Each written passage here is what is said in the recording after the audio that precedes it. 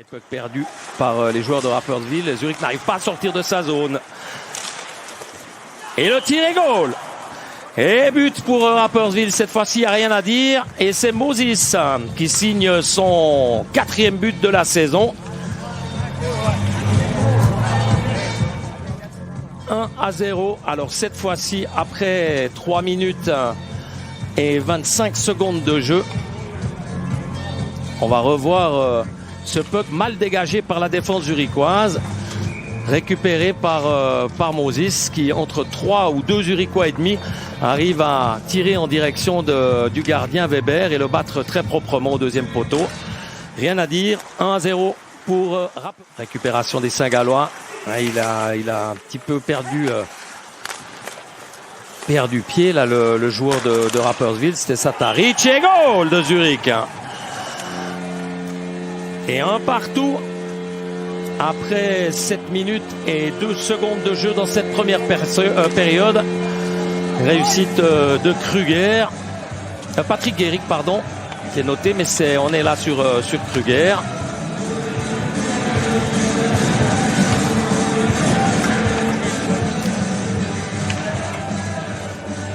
Passe de Souter. Oui, il y a une déviation devant la cage. C'est très net de Kruger, donc c'est bien lui qui a marqué. On revoit la passe, le tir de la ligne bleue et la déviation de Kruger avec les deux. Parce qu'on a 2 vicks sur la glace ce soir avec le retour de Roman du côté de Zurich. Et goal! Et c'est le 2-1 de Pius Souter. Alors cette fois-ci, il ne doit rien à personne. On l'a dit tout à l'heure, hein, il a un tir du poignet extrêmement puissant et précis. Et là, lorsqu'il est servi dans de bonnes conditions, il marque à l'occasion son premier but de la saison, mais il n'a joué qu'un seul match hier à Genève. Regardez le tir du poignet en dessus de l'épaule du gardien Noël Bader. Rien à faire donc pour le gardien saint-gallois. Assiste, on revoit Hollenstein, Bodenman et Pius Souter. Ouais, magnifique. Lucarne au premier poteau. Même offrir des possibilités de compte comme ici avec un tir à goal. Oh, quel but extraordinaire de Garetro. Tir du poignet, rien à faire cette fois-ci pour Bader dans le filet extérieur.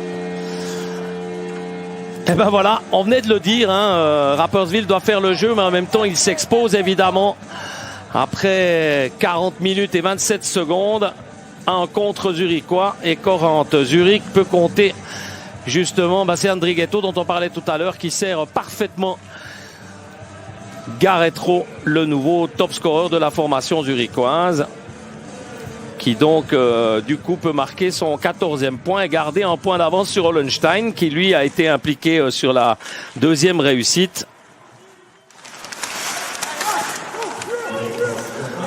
Les deux équipes au complet.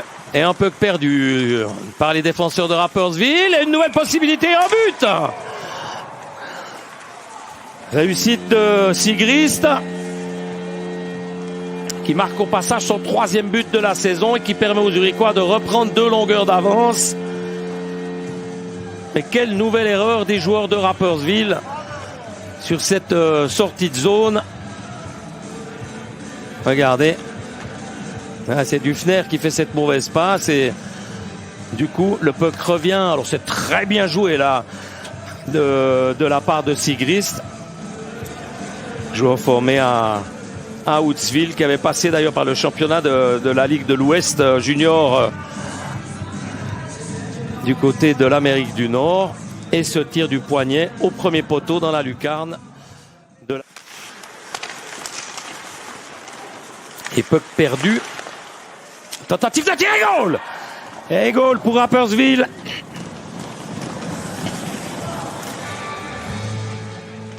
Clark pour le 4-3.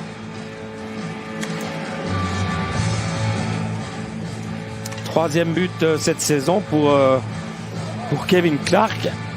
Mais qui est en même temps le meilleur passeur de son équipe avec Chervenka, avec 7 passes pour l'instant. Enfin, avant le match de ce soir, parce que Chervenka en a 8 désormais, puisqu'il était à la passe du expérience, finalement, est très intéressante. Et la tentative de dégagement et un but Un but qui sera accordé pratiquement sur la sirène. Avec un envoi d'Ollenstein, semble-t-il, depuis sa zone défense.